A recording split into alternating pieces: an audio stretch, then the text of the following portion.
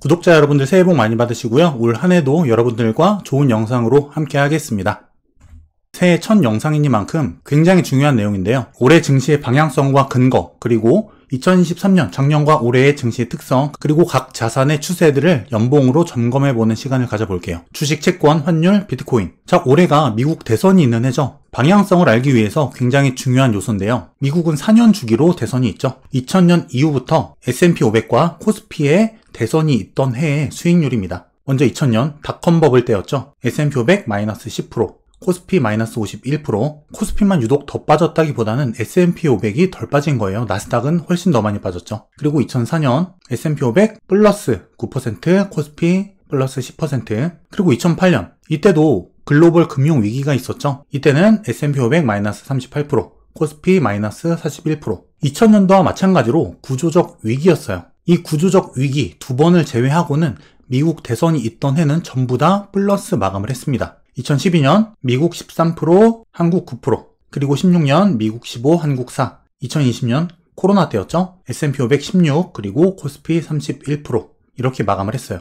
2020년 닷컴 버블, 실적 대비 거품 과다, 그리고 2008년 금융기관이 무너진 구조적 위기, 이 두 차례 제외하면 상승해의 평균 13%씩 상승을 했습니다. 근데 하락할 때 코스피가 더 많이 빠졌죠. 그리고 코로나 이후, 직후 상승장에서는 훨씬 더 많이 올랐어요. 국내 증시는 신흥국이다 보니까 굉장히 위기에 취약합니다. 외국인이 좌지우지하는 시장이기도 하기 때문에 이런 위기 때는 더 많이 빠지고 대신에 많이 빠진 만큼 상승할 때는 훨씬 더 많이 오른다. 2020년이 그랬죠. 이렇게 구조적 위기가 아니라면 대선이 있던 해는 평균 10% 이상의 상승을 이끌고 왔다는 거예요. 대선은 상승장을 불렀다. 대선이 주가 상승을 불러오는 그 이유는 지금 현재 바이든이 대통령인데 올해 재선을 하기 위해서는 올해 경기가 나쁘면 안 되겠죠. 무조건 경기를 부양시켜야 되고 돈을 풀어야 돼요. 실제 그렇게 하고 있죠. 이건 곧 주가 상승으로 연결이 된다는 겁니다. 이런 요인들 때문에 기업 실적의 함수인 주가가 떨어질 가능성이 적다는 거예요. 기업 실적이 하향할 가능성이 적기 때문에 올해도 어느 정도인지 모르겠지만 결국 상승장이 될 가능성이 매우 높다. 자, 제롬 파월이 이런 얘기를 했죠. 다가오는 금리 인하는 경기 충격의 대응보다는 물가 둔화에 따른 정상화 과정이다. 즉 경기 침체 혹은 기업 실적의 악화 때문에 나타나는 금리 인하가 아니라 물가가 안정됨으로 인해서 나타나는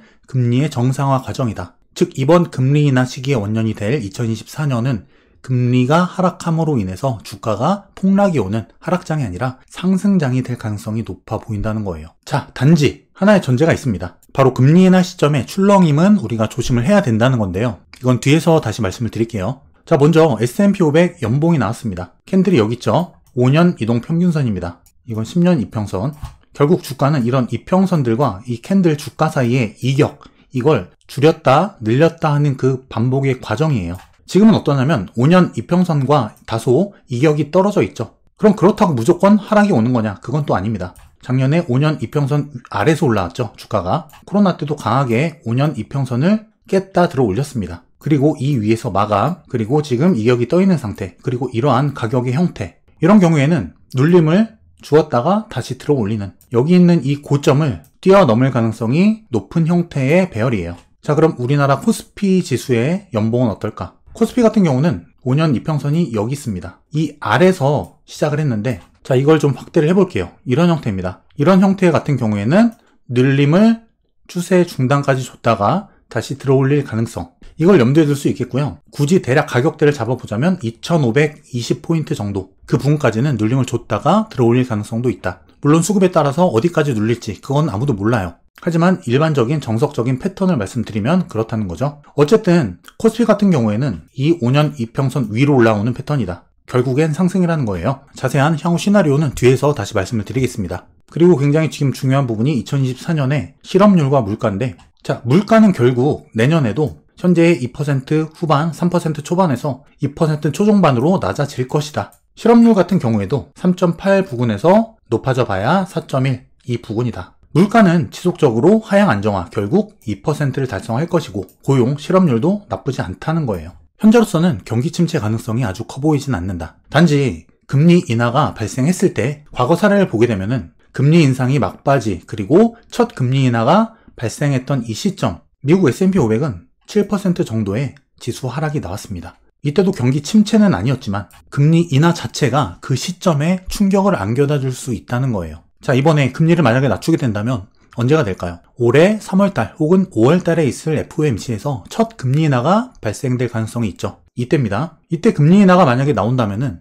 실제 증시의 충격은 이 즈음에 한번 나올 가능성이 있어 보인다. 그리고 시장에서는 금리 3회 인하 가능성을 점치고 있죠. 결국 올해는 금리 인하, 금리가 올라가는 추세에서 내려가는 추세로 바뀌는 인하의 원년이 된다. 그리고 증시의 방향을 상방으로 결정해 줄 수 있는 굉장히 또 중요한 하나의 요인, 바로 실적인데 국내 이익입니다. 24년 추정치 이익 262조 원. 물론 이 예상치 대비해서 실제 실적은 적게 나온 경우가 많이 있어요. 이것을 이 컨센서스를 상회하느냐, 더 나오냐 이익이, 아니면 덜 나오냐에 따라서 코스피의 기대치, 증시가 더 오르냐, 박스권이냐, 내려가냐, 이런 차이는 있겠지만 결국 이 실적은 AI 모멘텀을 바탕으로 한 우리나라의 메모리 반도체 빅사이클이 이끌어다 줄 것이다. 이게 핵심이에요. 결국 이 예상치를 얼마나 만족할 것인가. 자, 그럼 2023년 증시는 어땠을까요? 올해와 비교를 해볼 필요가 있습니다. 2023년에는 인플레이션 그리고 금리가 피크를 찍었죠. 그리고 AI가 주도했던 증시 상승이 나타났다. 또 미증시와 한국 증시의 온도차가 나타났는데 결국에 이 차이는 이 AI 주도 증시 상승에 수혜를 입었느냐 입지 못했느냐의 차이예요. 국내 증시는 코스닥 위주의 2차 전지, 그거 말고는 크게 올라가지 못했어요. 자, 실제 2023년 1년간의 S&P 500 상승률입니다. 엔비디아 230% 상승, 메타 188, 테슬라 103. 그 외에도 전부 다 초록색이죠. 빅테크 위주의 이런 상승들이 나왔다. 자, 그럼 올해는 어떨 것인가? 올해는 금리 인하의 원년이 될 거예요. 그리고 환율, 달러의 본격 하락이 시작될 거다. 이거는 반대급부로 증시를 들어 올릴 것이다. 증시 외 자산군들의 수혜가 될 거라는 거예요. 그리고 반도체 사이클, 메모리 반도체가 본격 사이클이 지금 시작 중에 있습니다. 결국 자산 시장별로 순환 랠리가 나타날 가능성이 있어 보인다는 거예요. 자, 먼저 가장 중요한 달러, 환율을 볼게요. 환율의 연봉입니다. 환율 같은 경우엔 크게 지금 수렴을 보이고 있죠. 증시 조정과 함께 상단을 다소 뚫어주는 움직임 후에 추세 하단까지 떨어져 줄 가능성이 있다. 그 가격대는 결국 1200원을 깨고 내려갈 것이다 라는 거예요. 환율을 주봉, 월봉으로 보면은 이런 모양이죠. 지금 이렇게 빠지고 있는데 결국 이 저점 1200원을 깨고 내려갈 거란 거예요. 반등이 오더라도. 이 환율의 추세 하락이 올해의 핵심입니다. 자, 그럼 월별 추이는 어땠을까? 결국 1월달 지난 100년간 상승이 나왔을 가능성이 높은 달이었다는 거예요, 일단. 그리고 자산시장 전체를 놓고 보자면 주식, 채권, 비트코인, 이 자산들이 전부 다 좋을 가능성이 있어요. 이 자산별로 시차는 있겠지만 어떤 자산이 조정을 받을 때 다른 자산은 또 올라가는 순환적인 측면을 가져올 수 있다. 시장에는 어쨌든 자금이 한정적이기 때문이에요. 그럼 연봉을 통해서 이 자산들의 흐름을 한번 살펴볼게요. 자, 먼저 채권입니다. TLT 채권 ETF. 채권 같은 경우에는 비교적 명확하게 상승이 보여요. 채권 같은 경우는 2002년부터 이 강하게 상승 추세를 이어오다가 최근 몇 년 동안 이 추세를 하방으로 강하게 뚫어버리는 하방 이탈이 나왔어요. 올해는 이 추세가 다시 위로 들어 올려지는 그 추세가 된다. 금리 인하의 원년이기 때문에 비교적 상승이 명확하게 보여지는 자산이 또 채권입니다. 비트코인은 어떨까요? 비트코인의 2011년부터 연봉이에요. 이 캔들 하나에 1년짜리라는 거죠. 비트코인이 연봉이 괜찮습니다. 지금 이런 경우에는 눌림이 다소 있을 수 있어요. 하지만 눌림 후에 적어도 여기를 올라타는 상승이 나올 가능성이 높다.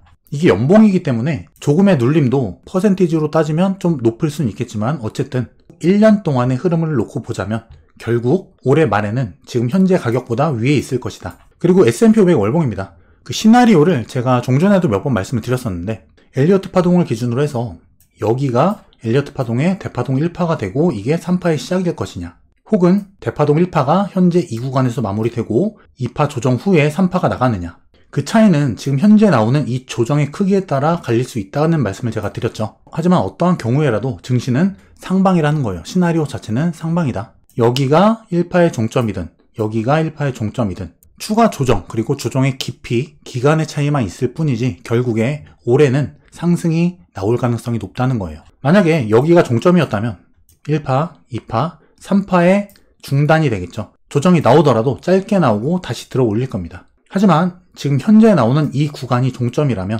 2파 조정이 어느 정도 나오겠죠. 이 흐름은 지켜봐야 됩니다. 그 이후에 3파가 강하게 나올 텐데 그 3파의 흐름은 고점을 넘을 것이다. 하지만 종점이 여기서 1파가 여기서 끝났다면 2파 조정이 여기까지 나온 걸로 마무리가 된 건데 1파 종점이 여기라면 조정이 아직 크게 나오지 않았다. 더 빠져야 된다는 거예요. 조정이 더 크게 나올 수 있다. 하지만 결국 조정이 나오더라도 다시 간다는 겁니다. 이게 결국 올해 시나리오를 결정하는 핵심적인 부분이에요. 그리고 이 제가 보는 증시 시나리오는 이 환율의 움직임과 직접적으로 연결이 된다. 자, S&P 500 연봉 기준으로 놓고 볼 때 여기서 바로 이렇게 가는 거는 다소 어색합니다. 캔들의 모양이나 이평선 배열 이런 것들을 봤을 때 어색하다는 거예요. 어쨌든 눌림이 좀 더 나온 후에 올라도 오르는 것이 자연스러워 보인다. 자, 결국 올해는 대선장이죠. 대선이 있기 때문에 크게 장을 무너뜨리는 그런 일은 나오지 않을 거라고 생각을 해요. 만약에 올해가 2000년 그리고 2008년처럼 금융위기 혹은 구조적인 위기 이런 것들이 발생한다면 얘기는 달라지겠지만 그럴 만한 조짐은 현재 없죠. 그리고 물론 중간중간 크고 작은 조정들은 있을 거예요. 분기별 조정 그리고 흐름들이 다르기 때문에 이런 것들은 계속 체크를 해 나가면서 세부적인 부분을 잡아 나가야 되겠지만 결국에 큰 흐름은 상방을 보는 게 적합해 보인다라는 거예요. 자, 일단 이번 시간에는 큰 흐름을 좀 잡아드렸는데 어쨌든 세부적인 부분 그리고 종목별 흐름은 다르게 나올 수 있어요. 그래서 이런 부분에 대해서는 차츰 향후 영상들에서 계속 잡아 나가기로 하고, 자, 오늘 말씀드린 부분은 굉장히 중요합니다. 일을 할 때 혹은 투자를 할 때 뭘 하든 간에 나무보다는 숲을 먼저 보는 게 핵심이죠. 숲을 먼저 본 다음에 그 사이사이 움직임을 채워 넣는 게 투자의 방향성을 결정하는데 그리고 성공 투자를 하는데 굉장히 좋은 방법이에요. 그리고 시나리오가 만약에 틀린다면 잡아나가면 돼요. 대응을 하면 됩니다. 어떻게 보면은 전 자산군을 통해서 굉장히 기회가 많이 남아있는, 열려있는 한 해라고 볼 수가 있어요. 하지만 중간중간에 나올 수 있는 조정들, 큰 조정들, 이런 부분을 잘 대처하지 못하면 어떤 누군가에게는 굉장히 큰 위기가 될 수도 있고 또 어떤 누군가에게는 굉장히 큰 기회가 될 수 있다. 그래서 공부하고 좋은 종목을 찾고 좋은 타이밍을 잡는 것, 여기에 굉장히 큰 노력과 손품 발품을 들여야 되는 게 또 올해의 장이 될 거예요. 노력 여하에 따라서 수익률이 많이 갈릴 것이다. 새해 복 많이 받으시고 열심히 공부하셔서 무한한 성과를 누리시는 한 해가 되시길 바라겠습니다. 긴 영상 끝까지 봐주셔서 감사드립니다. 머니앤클래스에서 런칭한 제 손실 없는 주식 투자 강의, 벌써 많은 분들께서 강의를 통해서 변화하고 성장하고 계세요. 제가 어려운 지난 하락장부터 수익을 내는 그 과정에서 실제 제가 실전에서 쓰고 있는 모든 노하우들, 그런 것들을 모두 녹인 강의입니다. 커리큘럼을 보시면 기업을 분석하는 과정, 목표 주가 구하는 방법, 차트 분석 방법, 그리고 주도주와 주도업종을 찾는 방법, 달러 환율을 이용한 수익 극대화 방법, 실전 매매 노하우, 그리고 경제 위기를 예측하고 수익을 내는 방법, 이렇게 주린이 분들께서 반드시 알아야 될 부분만, 핵심만 넣었습니다. 많은 분들이 만족하고 변화하고 계시는 수강생분들의 후기처럼 여러분들도 변화하고 성장하는 투자자로 거듭나시길 바랄게요. 그 과정에서 제 손실 없는 주식 투자 강의가 많은 도움이 되실 거라 확신합니다.